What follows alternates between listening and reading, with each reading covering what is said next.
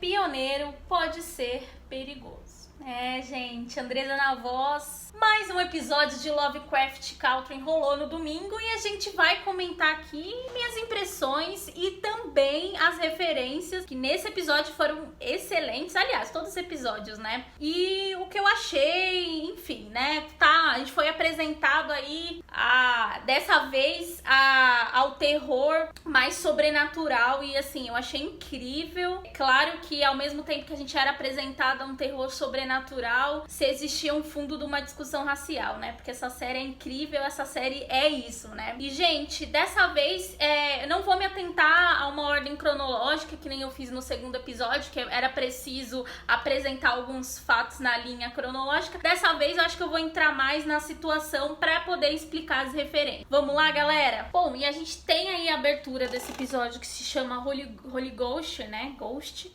Espírito Santo.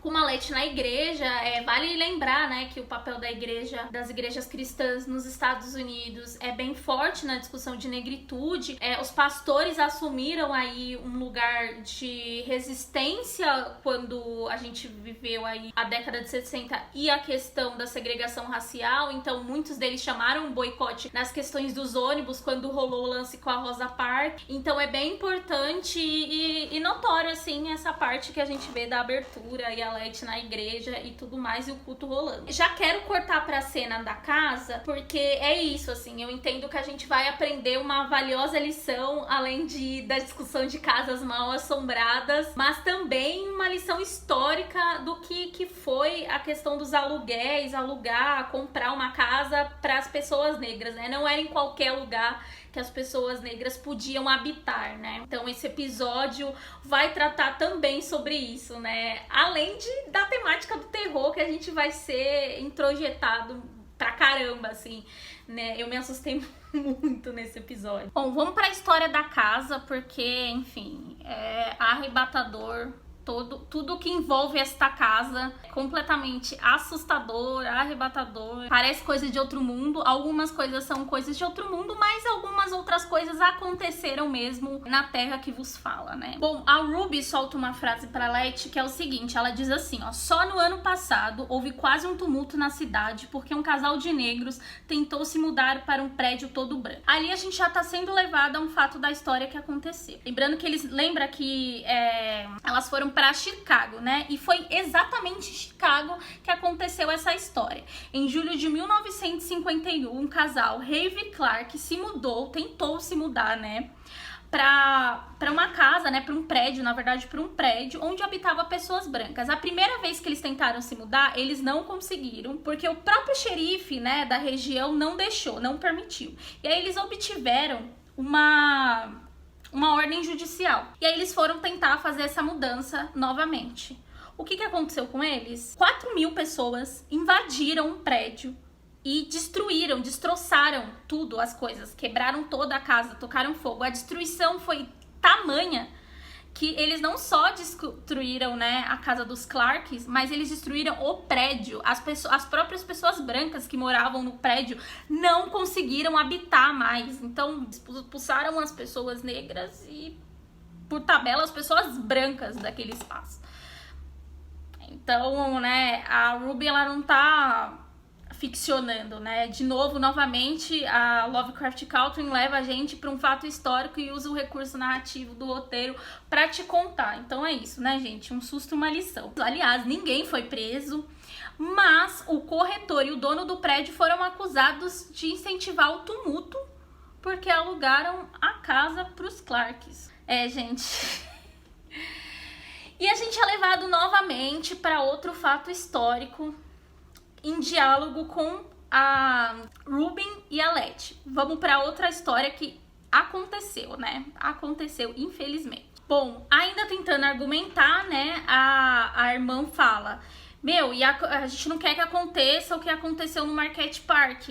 E aí, procurando, enfim, a gente assiste a série anotando tudo para ir pesquisar, porque com certeza ou a gente está sendo apresentado uma situação similar, ou a gente está sendo apresentado mesmo um fato histórico. E nesse caso, aconteceu também. Foi com Martin Luther King Jr. Ele tomou uma pedrada na cabeça enquanto fazia uma caminhada, né, uma manifestação para tratar da questão da garantia, né, para as pessoas negras poderem habitar, né, da questão da habitação para as pessoas negras.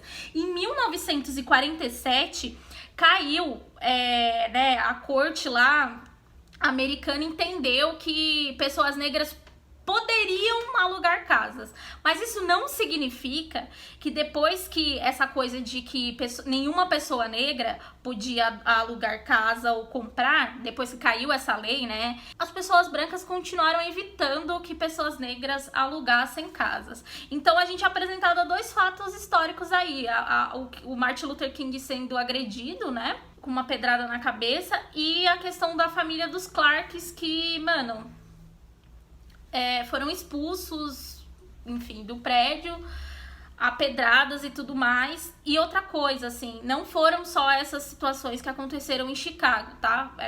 Foram muitos, o que eles chamavam de tumultos raciais. Teve várias pessoas negras que foram mortas, apedrejadas, lutando por um espaço de moradia. E aí a gente estava sendo apresentado a essa discussão da moradia para as pessoas negras, no sentido de que elas estavam lutando apenas por mais espaço, porque estavam ficando super e hiper lotados essas moradias, essas casas. Isso que a Leti está tentando fazer, que ela está tentando ser percussora, é exatamente isso, assim, as casas estavam abarrotadas de pessoas negras, né, o que eles chamavam de cinturões e bairros negros, né, e era isso, assim. Então não é só sobre uma casa mal assombrada, né? Tem outra discussão em volta, que é as pessoas negras e a questão da moradia, que até hoje é uma grande questão para donos de imóveis que são pessoas negras. Depois a gente ainda vai entender que, obviamente, isso que da Leti conseguir alugar uma casa é estranho, porque é estranho mesmo, e é pra ser estranho. Ué, por que você conseguiu? Porque tinha o dedo da Cristina, a gente vai descobrir no final que era a Cristina, que não tem herança nenhuma não, que foi a Cristina que comprou a casa, e porque tem um interesse em volta disso tudo. Bom, vamos entender um pouquinho o que tá acontecendo com a família, né? O Chick assume esse lugar de cuidador, né? Ele tá cuidando Passou-se um mês, né? A gente percebe que se passou um mês. E ele tá cuidando da família, né? Da Hipólita e da Dee. E o Montrose parece que tá na casa dele, rola uma discussão e tudo mais. O Montrose, enfim, continua daquele mesmo jeito, se alcoolizando bastante. Eles inventaram que o tio George, então realmente o tio George morreu. Ai, gente, eu não sei se eu perdoo pelo tio George ter tido morrido, né? Que ele, enfim, ele era espetacular. Mas eles inventaram que foi o xerife que acabou matando o tio George. Só que a gente vê no decorrer da série, né, desse episódio, que a Hipólita, ela não tá satisfeita. Ela tá suspeitando que não foi isso realmente que aconteceu. E ela tá certa, né? Vamos pro corte da festa? Tá rolando a festa. O que a gente suspeitava que rolava um sentimento entre o Chick e a Leti acontece mesmo, né? Rola um tchaca-tchaca na buchaca. E gente, desculpa, mas o mais engraçado dessa cena é que a Leti tinha acabado de rolar uma assombração. Eu imagino a assombração assim, ó. Assistindo dois fazendo coisas. Mas, né, voltando. E aí tem outro corte nessa cena da festa que eu queria falar, antes de entrar no grande momento da Leti, né? Inclusive esse foi o arco da Leti, né? Esse episódio. As crianças estão brincando com um tabuleiro, né? Esse tabuleiro que serve aí pra você falar com espíritos. E a criança que tá fazendo a pergunta é o Emmett Will, isso. E eu já tinha falado do Emmett, né, no primeiro vídeo que eu fiz analisando o primeiro episódio. Eu li alguém relacionando que pode ser o Emmett e faz muito sentido ser ele, né? Vou colocar aqui a imagem. E, cara, pra mim faz muito sentido ser ele, tá ali fazendo a pergunta, né? E o espírito responde que ele não vai gostar da viagem. Eu prometi que eu não ia falar, eu não consigo explicar a história dele. Procurem, é muito triste. Enfim, se eu pegar pra falar, eu vou chorar bastante. Então eu prefiro colocar pra vocês, pedir pra vocês pesquisarem. Mas é isso. E aí a gente tem, como a gente já tinha conversado, né, no começo do vídeo, apesar dos esforços da Letty, ela tá sendo assediada por aqueles vizinhos porque eles estão batendo na tecla que aquela é uma vizinhança branca. E aí a gente vê aquela cruz pegando fogo. E numa cena icônica de Letitia indo a lá Beyoncé no Lemonade, que inclusive a Mitya, a diretora da série, disse que é inspirada mesmo, né, no Lemonade. Ela vai, mete o tchaco-tchaco lá. E só uma coisa que é interessante falar da cruz pegando fogo é que quando na primeira onda da Ku Klux Klan não se existia eles não faziam isso, né? Aquela cruz pegando fogo é uma referência a Ku Klux Klan, mas eles não faziam isso nessa primeira onda. Eles passaram a tocar fogo nas cruz depois daquele filme O Nascimento de uma Nação, que é um filme extremamente racista, que conta a história da Ku Klux Klan como eles fossem cavaleiros brancos que saíssem aí acabando com bandidos negros. E aí o diretor, né, achou genial colocar que os caras queimavam cruz. E aí depois, nessa segunda onda, né, pra quem não sabe, a Ku Klux Klan teve vários momentos na história, né, que ela retomou. Como eu disse, hoje parece que existe 8 mil filiados, né? Ela se encontra enfraquecida, mas ela existe. Isso é interessante a gente falar. E aí os caras adotaram essa prática de botar fogo na cruz depois do filme aí O Nascimento de uma Nação. Olha aí o papel que a ficção e o cinema têm na nossa vida, não é mesmo? E aí, depois dela quebrar o carro todo, a polícia aparece. Veja bem como o comportamento das pessoas negras naquela cena é completamente, eu diria que pra mim é aterrorizante, mas cada um vai sentir de um jeito, né? Que todo mundo já sabe como se comportar numa situação dessa, né? E aí a Letty descobre, nossa, super violenta aquela cena, né? Ela descobre dentro da viatura que a casa que ela está tem um nome, né, que se chama The Winthrop Rose. Gente, eu sei, vocês sabem como é que é o inglês aqui. Gente, uma escola de inglês tem que me patrocinar pra gente poder falar os nomes bonitinhos. Mas a gente descobre, né, que essa casa é uma casa onde 8 pessoas negras desapareceram, né? Desapareceram e foram encontradas no porão desta casa, mutiladas. E aí a gente vai descobrir que o policial fornecia, né, que o capitão da polícia fornecia esses corpos para o cientista Iran, né? Iran, ele era cientista da Universidade de Chicago e ele foi demitido por práticas antiéticas. Leiam-se como experimentação humanas. E aí a gente é apresentado a discussão há duas coisas ao mesmo tempo. A série ela tem 2 camadas. Se você quiser ficar só na do terror, ok, mas se você quiser se aprofundar uma questão racial, você também pode. Que eu acho que é o que acontece muito nesse episódio, né? Você vai se assustar novamente com os elementos de terror, que inclusive foram bem trabalhados.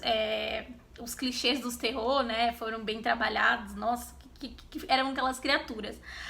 E a questão racial, né? Então aquela brincadeira que eu faço, né? O susto e você aprende uma coisa. E aí a trama começa a se desenvolver, a Letty vai pro bar trocar uma ideia com o Tiki, vai contar, olha, eu montei essas peças. Ela começa a perceber nas fotos, né?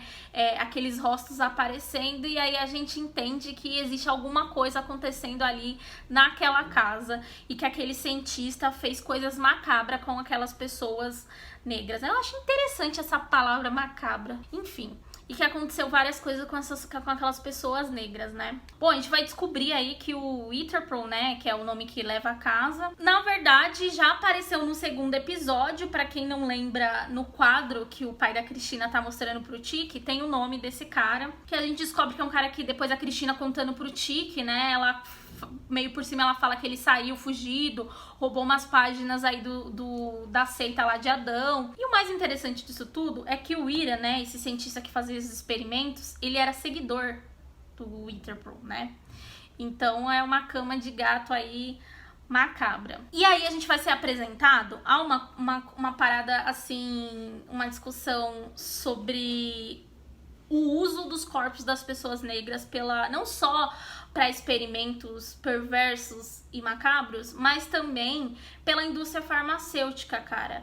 Tem 2 casos sobre sífilis, né, que tem a ver com sífilis, né, que os caras optaram por deixar as pessoas sofrendo para ver o efeito da sífilis nos corpos. O primeiro caso, né, de Tuggsger, não vou conseguir falar o nome direito, mas o nosso editor ajuda a gente, conta sobre a história de centenas de homens negros do Alabama que foram escolhidos para poder ver os efeitos da sífilis nesses corpos, né?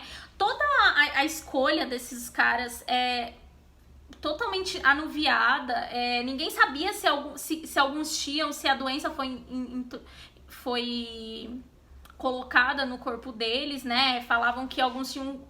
Você foi escolhido porque seu sangue é sujo. E o pior é que, se liga na contagem aqui, o experimento começou em 1932, e aí foi se passando, os caras descobriram, pra quem não sabe, o tratamento de sífilis, ele é feito com antibiótico, e aí se descobriram esse antibiótico e tudo mais. Em vez dessas pessoas serem tratadas, não, os caras continuaram pra ver o efeito da sífilis nesses corpos. A parada só foi ter fim em 1972, 40 anos depois. 40 anos essas pessoas servindo pra experimento, porque esses médicos, essas pessoas queriam ver os efeitos da sífilis. E não foi só no Alabama que isso aconteceu, não. Rolou também uma prisão na Guatemala. O governo dos Estados Unidos pediu até desculpa porque eles testaram em presos, né, em mulheres, pessoas deficientes, o efeito da sífilis. Eles negaram o tratamento para essas pessoas só para verem o que aconteceria com esses corpos, né? E aí rolou esse pedido de desculpa e tudo mais. Pra quem não sabe, a origem do Luke Cage também tem a ver com uma crítica a esses 2 fatos aí da história. O Luke Cage foi testado na prisão, né? Ele pergunta que experimento secreto é esse, porque eu não posso saber. E foi com o soro do Capitão América, né? Então veja só que discussão a gente está sendo apresentado, e ao longo da história aconteceu mais coisas, né? Tem o cara que é considerado o pai da ginecologia, que ele testava em mulheres negras em situação de escravidão. Tem uma coisa que eu anotei aqui, que é o nome que a Letty descobre, que é a Lucy e a Narcha, que realmente foram vítimas desse cara, que o nome dele é Jim Marion Sims, né? Que é considerado o pai da ginecologia. Ele descobriu aí não só alguns procedimentos de cirurgia, mas também aquele instrumento que é chamado bico de pato, né?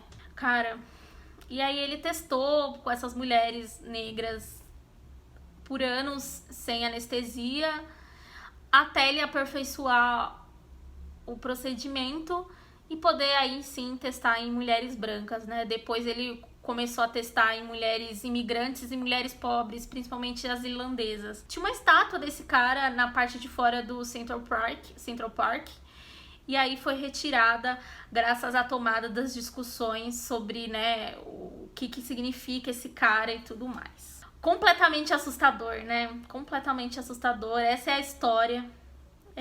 Não é arranjo ficcional, a gente viveu isso, né? E deve ter milhares e milhares de histórias sobre o uso dos corpos das pessoas menos favorecidas, né? São corpos descartáveis aí para experimento social, né? Mas não é só de história, né, que a gente tem aí de referências nessa, como eu disse, se você quiser, você pode ficar na primeira camada da série, que é a coisa assustadora por si só. Gente, o que é aquela cabeça de bebê?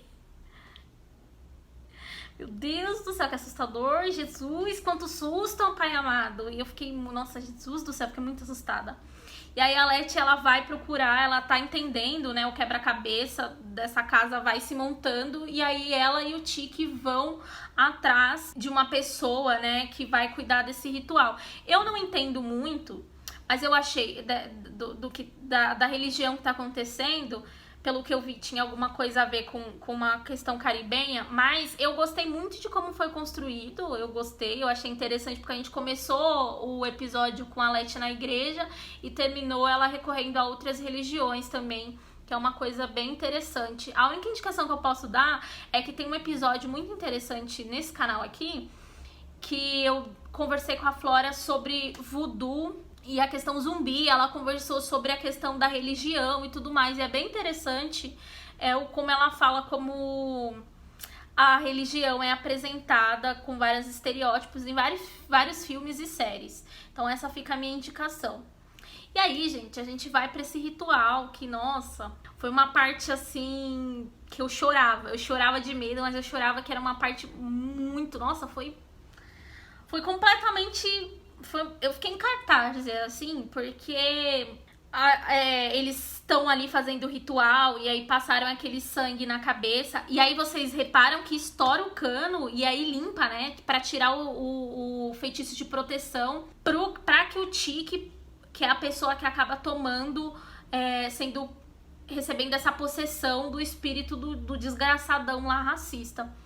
E aí ele quer expulsar, quer que o pessoal saia da casa, porque enfim, ele odeia negros. E a Letty clama e chama pelos espíritos, né, pelas pessoas. E aí a gente vê aqueles pedaços.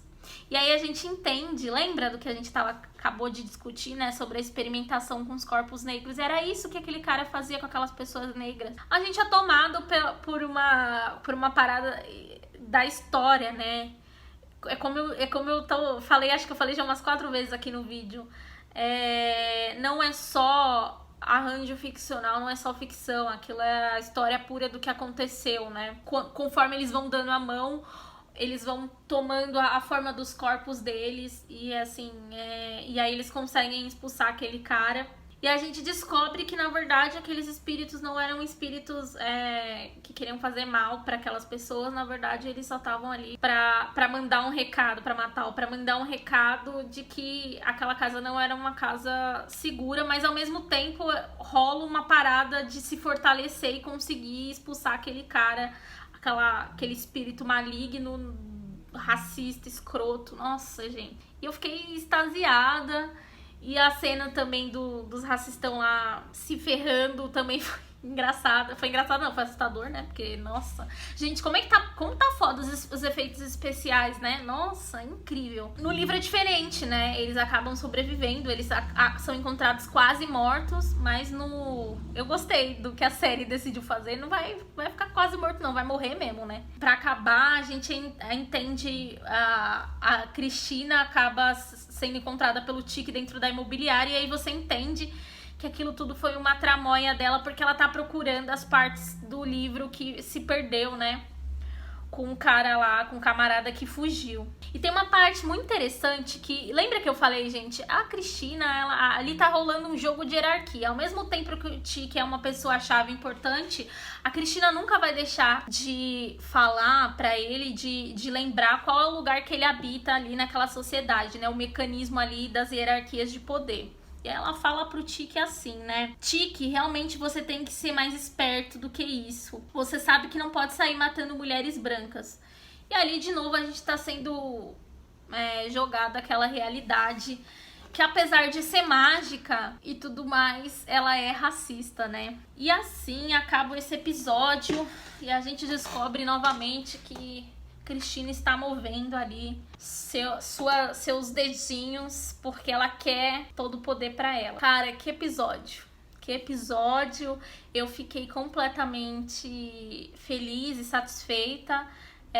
Eu falei lá no meu Twitter, gente, vocês têm que acompanhar a série porque o livro traz cada aventuras e sessões de forma autônoma, né?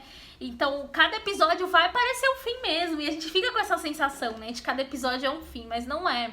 Eu acho muito corajoso a gente ser apresentado a essas formas de recurso não só do roteiro, mas da construção de levar a ideia do Matt de trazer aventuras autônomas de cada personagem pra série. Então, cara, é isso aí, tem que ter paciência. Eu sei que todo mundo fica muito aflito, eu também tô muito aflito.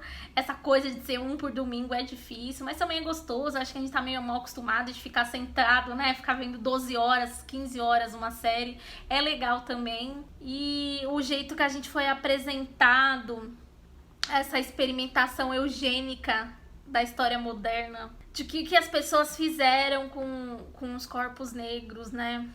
Foi interessantíssimo e tô ansiosa pro próximo episódio. Enfim, eu sinto que a série só sobe. Tomara que seja isso mesmo. E é isso, gente. Obrigada. Não quero me estender. Espero que fique um vídeo menos longo, né? O último teve 31 minutos, assim. Mas também não tinha como não ter, né, gente? Foi difícil mesmo esse segundo episódio. Esse terceiro eu acho que foi mais fácil, né? É isso, gente. Valeu, obrigado. Até semana que vem. Não esqueçam de deixar like no vídeo, se inscrever no canal e me contar o que você quer mais ver. Se você acha que eu tenho que passar assim por uma ordem cronológica ou se eu já vou pras referências. Conta aí. Eu sei que eu tô me divertindo muito gravando esses vídeos, gente. Queria agradecer vocês aí pela audiência. E valeu, gente. Beijinho.